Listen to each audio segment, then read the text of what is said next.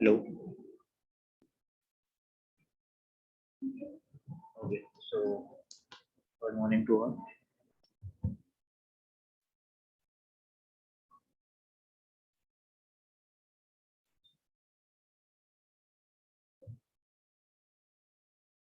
चलो आज हम कंसेप्ट देखते हैं operator overloading and function overloading क्या रहता है। ठीक है, तो उसके पहले सबसे पहले हम देखते हैं ओवरलोडिंग का एक कंसेप्ट क्या रहता है। ओवरलोडिंग मतलब क्या आएगा, जैसे कि सपोज आपके पास एक फंक्शन आपने क्रिएट किया, suppose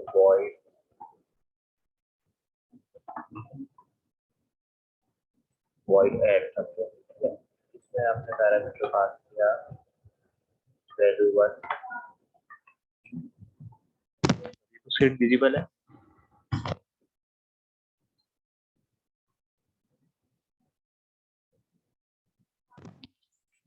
hello hello, yes sir. Set visible है।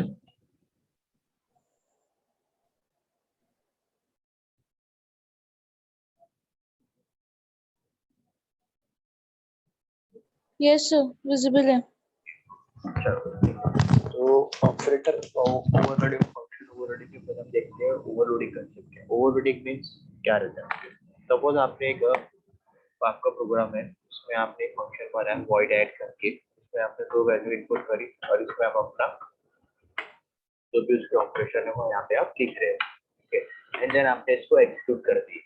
सो ये है आपका सिंपल प्रोग्राम। इसमें आपने एक ही फंक्शन बनाया है, ठीक है, और उसको आपने मेन पे जाके आपने उसको कॉल किया।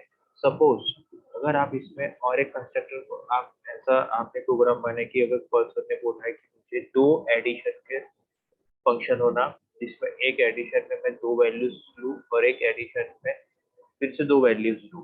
ठीक है, मतलब दो फंक्शन होना। तो आप सेम फंक्शन बनाओगे इंट वैल्यू 1,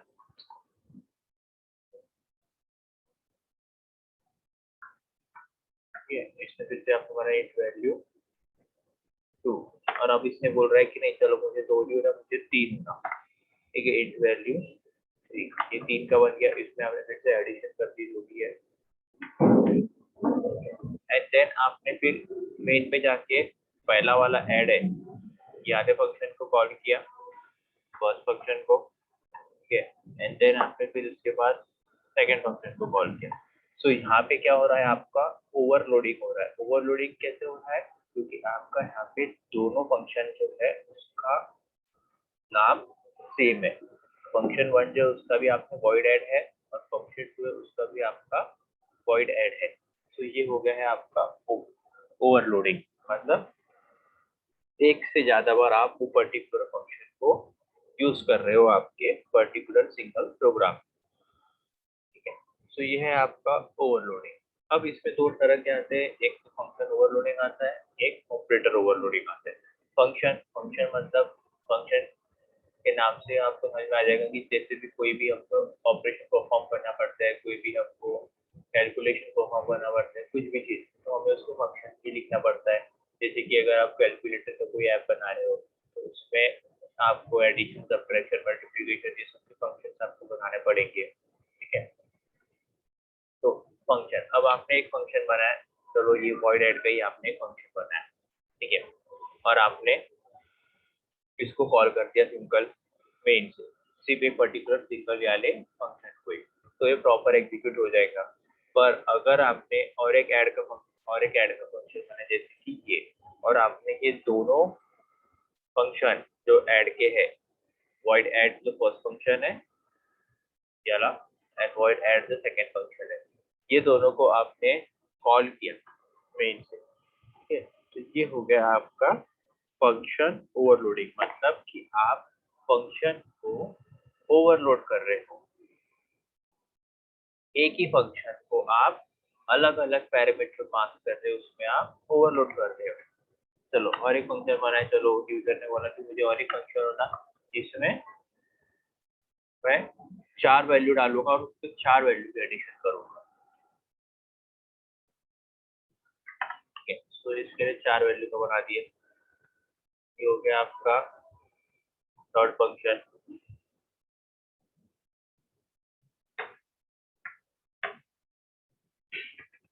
अब फिर आपने मेन में गए, आपके मेन से आपने ऑब्जेक्ट बनाए, जो कि आपका ऑब्जेक्ट बनेगा, ठीक है, और ऑब्जेक्ट से आपने ऐड को कॉल किया, इसमें आपने पहला ऐड कॉल किया, उसके आपने वैल्यू पास कर दी 1020,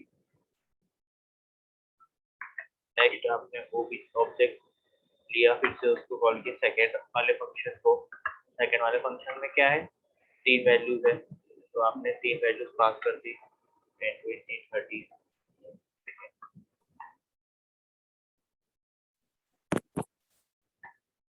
फिर थर्ड फंक्शन है आपका, थर्ड फंक्शन को आप कॉल कर रहे हो, उसमें आपकी क्या 4 वैल्यू है,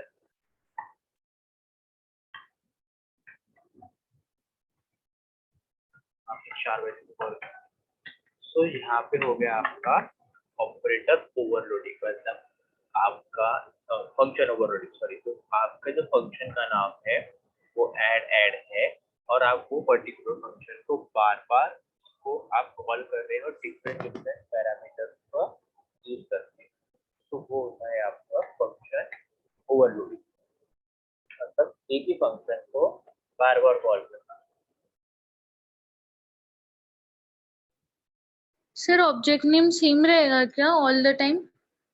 ज्यादा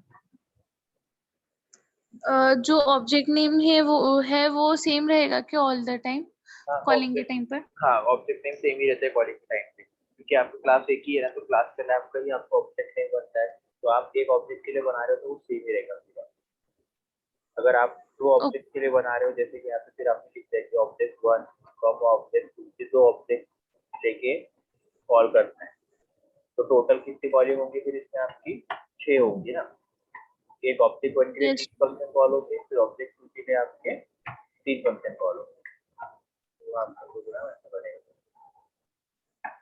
ऑब्जेक्ट 1 से कॉल कर लिया आपने, फिर आप ऑब्जेक्ट 2 से कॉल करोगे, ओके सर, समझे? Yes sir. जैसा आपको बनेगा, ठीक है, तो ये है आपका फंक्शन ओवरलोडिंग।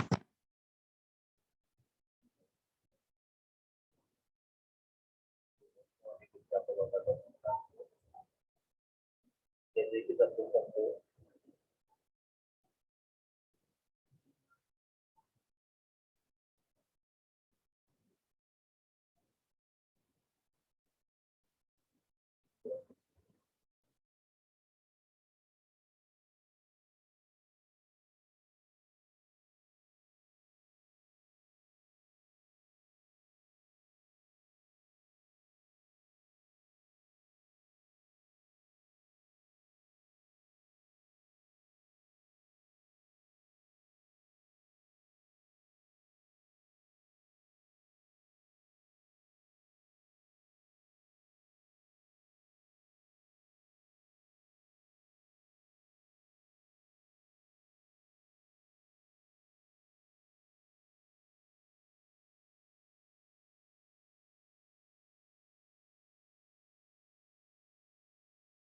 सर आपका माइक म्यूट हो गया है।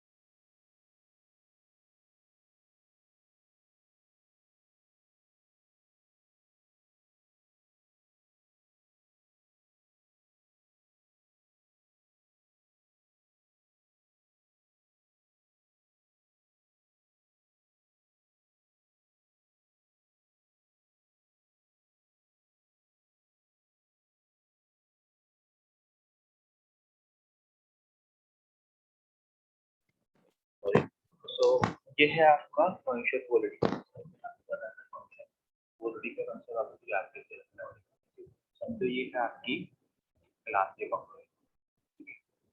आपने इसमें आपकी पहले लिमिट है समझो कि आप एक ही फंक्शन को डाल सकते हैं। एक फंक्शन आपने डाल दिया, जैसे कि आपको पहले आपने डाल दिया ऐड वाला फंक्शन,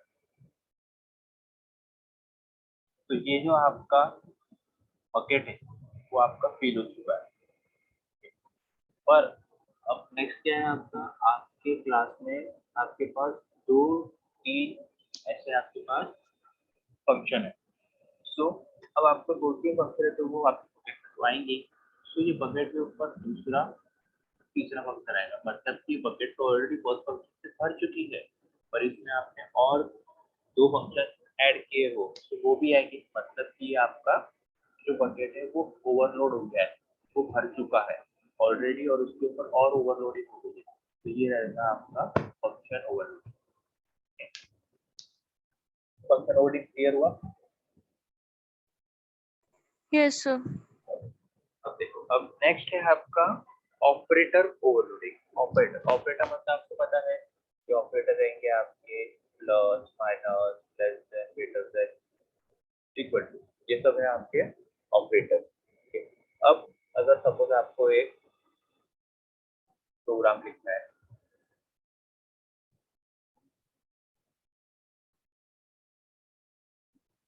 तो मुझे आपको एक प्रोग्राम लिखना है जिसमें आपको अपने क्लास में कोई एक वैल्यू है उसकी काउंट वैल्यू इंक्रीज करना है। ठीक है, तो सपोज आपने काउंट किया, काउंट को इक्वल टू 5 दे दिया, ठीक है, और आपको फिर आपने इसको काउंट प्लस प्लस किया, ठीक है, और सी आउट में आपने काउंट की वैल्यू को प्रिंट कर दी। ठीक है, तो ये आपका नॉर्मल फंक्शन रहेगा, नॉर्मल क्लास नॉर्मल प्रोग्राम रहेगा जिसमें कि आपने काउंट की वैल्यू 5 ली है और फिर आपने उसको काउंट प्लस प्लस किया है एंड आपने उसको प्रिंट कर दिया। ठीक है, तो आपके आउटपुट में क्या आएगा आपके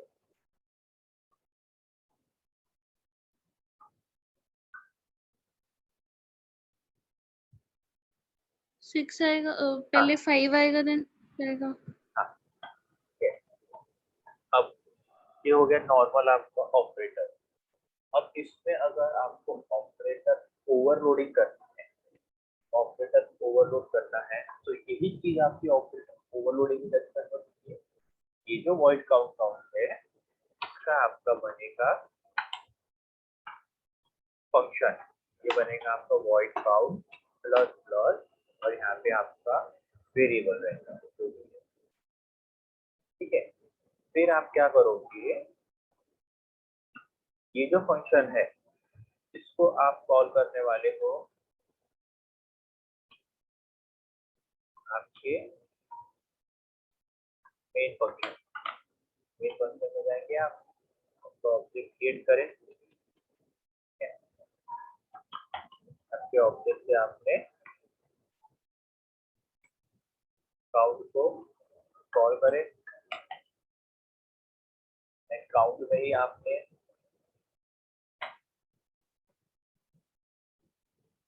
प्रिंट डाला, आउट काउंट की वैल्यू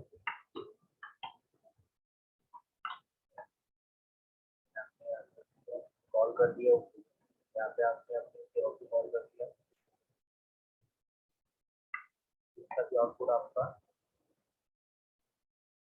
आउटपुट रहेगा आपका 6। पहले आपकी काउंट वैल्यू इनिशियलाइज की आपने 5, फिर आपने एक फंक्शन बनाया जिसमें आपने ऑपरेटर को ओवरलोड किया। जब आपका फंक्शन के आगे ओवरलोड ऑपरेटर का सिंबल रहेगा, जैसे कि ये प्लस प्लस है या फिर हो सकता है अगर आपको डिक्रीमेंट करना है तो आप यहाँ पे माइनस माइनस भी डाल सकते हो। ठीक है, तो जब आपने ऐसा किया तो यहाँ पे आपका हुआ ऑपरेटर ओवरलोड। आपने ये फंक्शन को कॉल किया, इसमें आपने सी आउट को क्या प्रिंट किया, काउंट की वैल्यू, मतलब फाइव फाइव जो है ये आपका इनिशियली काउंट की वैल्यू है। फिर आपने ऑब्जेक्ट बनाया आपका, ऑब्जेक्ट से आपने फिर सी आउट काउंट को कॉल किया, तो ऑलरेडी काउंट की वैल्यू है यहाँ 5। फिर अब क्या हो जाएंगी काउंट की वैल्यू यहाँ पे प्लस प्लस है, मतलब 5 प्लस 6 हो जाएंगी। फिर वो फंक्शन के अंदर जाएगा, वहाँ पे उसको क्या बोला गया है कि प्रिंट करो काउंट की वैल्यू। तो अभी काउंट की वैल्यू क्या है 6 है। तो जैसे यहाँ पे इनिशियली में हमारी काउंट की वैल्यू थी 5। फिर ऑब्जेक्ट बना, ऑब्जेक्ट से हमने काउंट को कॉल किया। इनिशियली क्या है हमारी वैल्यू 5 है। अब हमने हमारा ऑपरेटर ओवरलोडिंग का जो काउंट है उसको हमने कॉल किया। कॉल करने का उसमें क्या लिखा है प्लस प्लस प्लस का मतलब 5 प्लस 6 होगा, 5 प्लस 1 होगा आपका, ये बन जाएगा आपका 6।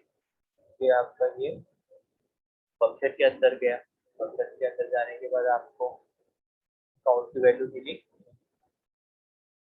प्रिंट करने को बोला गया 6, तो आपके आउटपुट में आएगा 6। डिफरेंस समझा?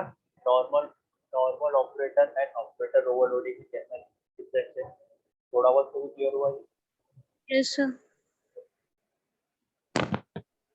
अब हम देखते हैं एग्जांपल।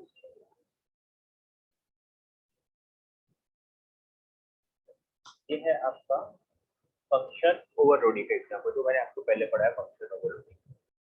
फंक्शन ओवरलोडिंग के एग्जांपल में क्या किया, हेडर फाइल इनपुट कर दी, फिर हमने एक क्लास बनाया CL पब्लिक, फिर हमने एक फंक्शन बनाया स्टैटिक इंट ऐड, उसमें हमने पैरामीटर पास किया इंट a और इंट b।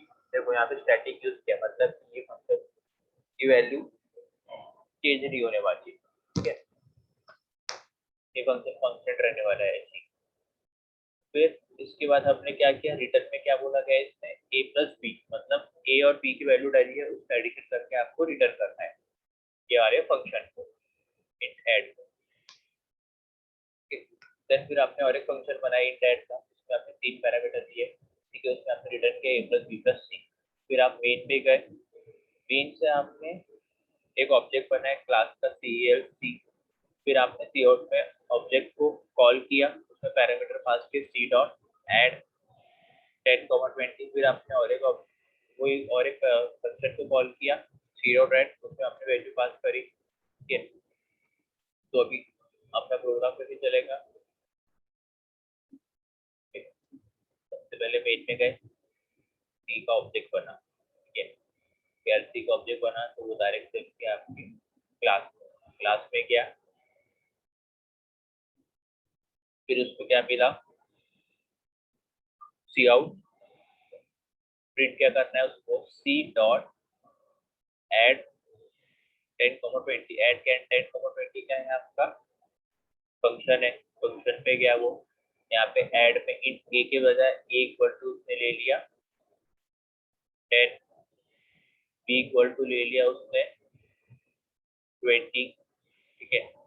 फिर वो फंक्शन के अंदर गया, वहाँ पे क्या बोला गया उसको रिटर्न ए प्लस बी, ए प्लस बी क्या होगा 20 प्लस 30, सॉरी 10 प्लस 20 है ये, तो कितना होगा ये आपका 30। तो आपके ऐड फंक्शन को क्या वैल्यू मिल जाएगी 30। तो आपका यहाँ पे वो क्या प्रिंट करेगा 30, ठीक है। फिर नेक्स्ट स्टेटमेंट में गया, वहाँ पे भी उसको सी आउट मिला, वहाँ पे क्या मिला उसको फिर सी डॉट ऐड, यहाँ पे 3 पैरामीटर मतलब 3 नंबर का एडिशन तो बताया जब किया उसने वहाँ पे इसके फंक्शन पे डेफिनेशन फंक्शन डेफिनेशन पे यहाँ पे जाके देखा उसका, यहाँ पे ए की वैल्यू क्या रहेगी आपकी 12, बी की वैल्यू क्या रहेगी आपकी 20 और सी की वैल्यू क्या रहेगी आपकी 23, ठीक है। फिर वो डेफिनेशन के अंदर क्या, डेफिनेशन के अंदर में क्या लिखा है रिटर्न ए प्लस बी प्लस सी, तो ए प्लस बी प्लस सी करेगा, ठीक है, उसकी वैल्यू जो भी आएगी वो रिटर्न करेगा, तो वो रिटर्न क्या होगी ऐड और यहाँ पे आपकी वैल्यू रहेगी, ठीक है। फिर ये वैल्यू वाला स्टेटमेंट प्रिंट करेगा। ओके, चलो देखते हैं।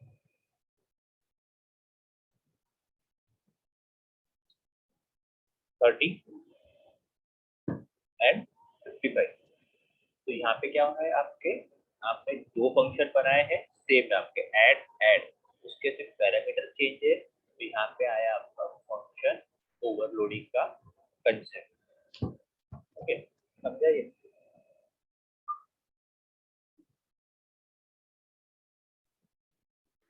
Yes sir. अब हम देखते हैं ऑपरेटर ओवरलोडिंग पर प्रोग्राम।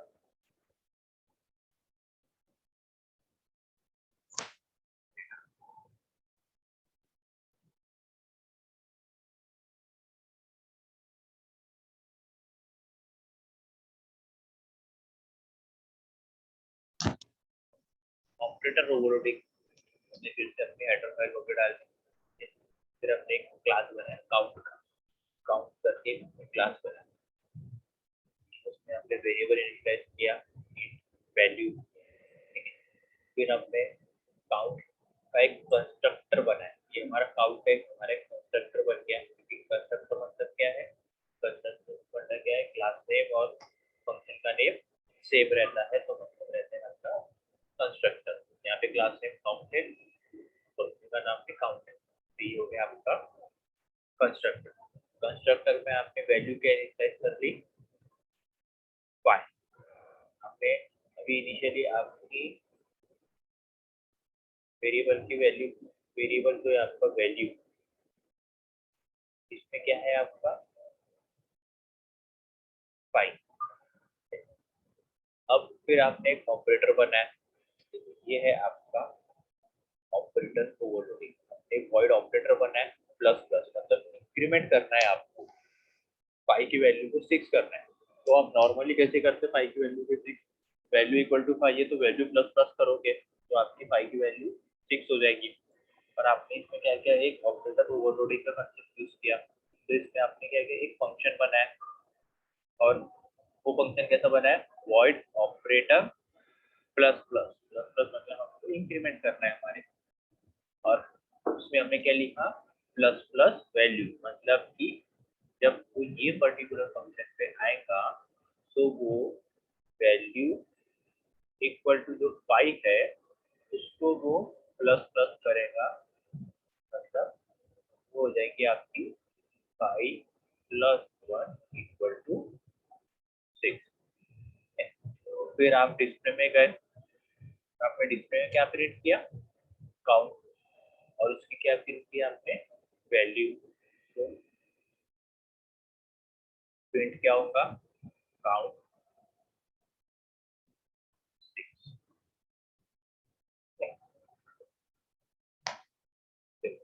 मेन फंक्शन में गए, काउंट में काउंट पे ऑब्जेक्ट बना लिया CO1। फिर वो क्लास में गया, क्लास डेफिनेशन दे गया वेरिएबल। फिर उसने कंस्ट्रक्टर कॉल किया, कंस्ट्रक्टर देगा, कंस्ट्रक्टर की वैल्यू इनिशियलाइज की है 5 है। फिर उसको फंक्शन मिला, तो फंक्शन यहाँ पे कॉल हुआ प्लस प्लस CO1। ठीक है, फंक्शन कॉल हुआ, फंक्शन कॉल होकर आपकी वैल्यू क्या होगी, 5 प्लस 1 इक्वल टू 6। फिर आपने वो वैल्यू को आपने क्या किया, डिस्प्ले कर दिया अपने आउटपुट, कॉल करके डिस्प्ले फंक्शन एंड आपका यहाँ पे हुआ, मतलब देखते हमारे को आउटपुट क्या है, आउटपुट में आपका आउटपुट को 6। तो बेसिकली जो हम एक लाइन में करते थे, एक सिंगल लाइन में करते थे कि कोई भी वैल्यू हमको उसको इंक्रीमेंट करना है, डिक्रीमेंट करना है, तो हम i plus plus i minus minus ऐसे करते थे। तो उसके बजाय हमने यहाँ पे क्या करते थे ना, कि हम डायरेक्टली एक ऑपरेटर बना दो प्लस प्लस वाला इंक्रीमेंट के लिए, और हमको जहाँ भी थ्रू आउट द प्रोग्राम हमें इंक्रीमेंट की जरूरत पड़े तो हम डायरेक्टली वो ऑब्जेक्ट को कॉल कर ले, वो पर्टिकुलर वैल्यू से वैल्यू को लेके। ठीक है, सो ये चीज कब काम में आएंगी आपकी, जब आपका एक बहुत बड़ा सा प्रोग्राम है और जिसमें आपको बहुत बार टाइम आपको इंक्रीमेंटिंग की जरूरत पड़ रही है, डिक्रीमेंटिंग की जरूरत पड़ रही है। सो आपको बार बार आप बार बार आई प्लस प्लस या आई माइनस माइनस ऐसे लिखते जाओगे तो आपका कोड एकदम कंफ्यूजिंग हो जाएगा कि उसमें इतना सारा लाइंस ऑफ कोड रहेंगे और उसमें आपको समझ में आएगा नहीं कि ये आई प्लस प्लस या ये आई माइनस माइनस ये किस पर्टिकुलर वैल्यू के लिए या किस पर्टिकुलर फंक्शन के लिए कॉल हो रहा है। ठीक है, तो इंस्टेड ऑफ दैट आप क्या करोगे, सिंपल से एक ऑपरेटर बना लो प्लस प्लस के लिए और एक ऑपरेटर बना लो माइनस माइनस के लिए, और आप वो ऑपरेटर को थ्रू डायरेक्टली अपना उसको कॉल करो। सो इससे आपका लाइन ऑफ कोड है वो भी कम हो जाएंगे आपकी, और आपका जो इतना क्लच अप जैसा कोड रहेगा ऐसा वैसा वो, और आपको कोड को समझने में भी इजी हो जाएगा। तो उसी के लिए ये ऑपरेटर ओवरलोडिंग का कंसेप्ट आया है। समझा? Yes, sir. ओके, कोई डाउट इसमें ऑपरेटर ओवरलोडिंग फंक्शन ओवरलोडिंग का?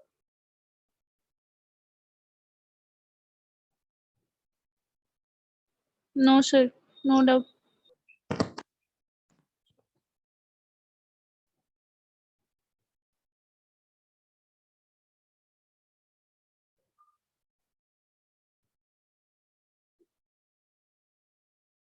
चलो ठीक है, फिर हम आज के लिए यहीं तक रखते हैं। मैं आपको ये प्रोग्राम और इसका थोड़ा सा नोट्स रेडी करना है, शेयर कर दो क्लास में, आपको पढ़ना। तो और मैं फर्स्ट चैप्टर की आपको एमसीक्यू आज कल मैं क्लास में पोस्ट कर दूंगा, सो एक बार आप पढ़ लें। So thank you very much.